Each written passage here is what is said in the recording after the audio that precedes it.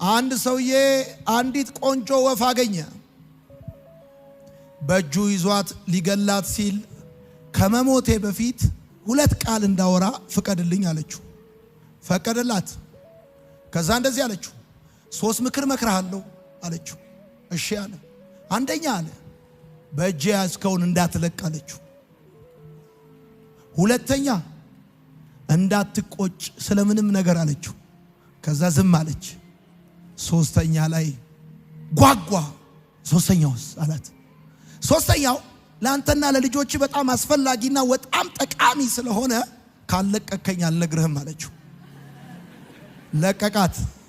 ዛፍ ላይ ወጣች። ምን ነበር ያልኩ አለችው።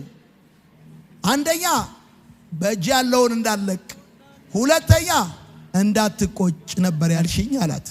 አየህ አንተ ግን ሚነግሩን አሰማም አለችው።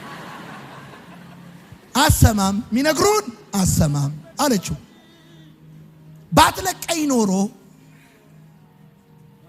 ከሆዴ ውስጥ ለአንተና ለልጆች በጣም የሚጠቅም ወርቅ ታገኝ ነበር አለችው። እሺ ሶስተኛው ምክር ምንድነው አላት።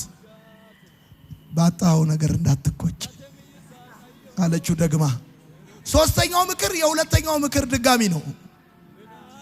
በእጁ ያለውን ነገር በመልቀቁ ምክንያት በጣም ውድ ነገር ነው ሉዝ ያደረገው። ይሄኝኔን ዛሬ ጠዋት መሄጃ አይደለም እዚህ ቸርች የመጣው ዲቫይን አፖይንትመንት ነው።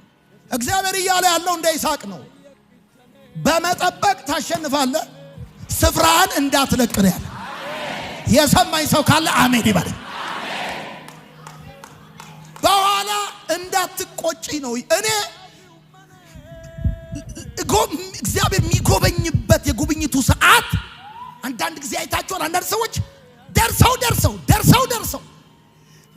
ልክ ጉብኝቱ ቀን ሊመጣ 1 ሳምንት ሲቀረው ስፍራ ለቀው ይሄዳሉ። መጠበቅ እግዚአብሔር ማሰራት ነው። ከፍ አድርጉ እጆቻችሁን።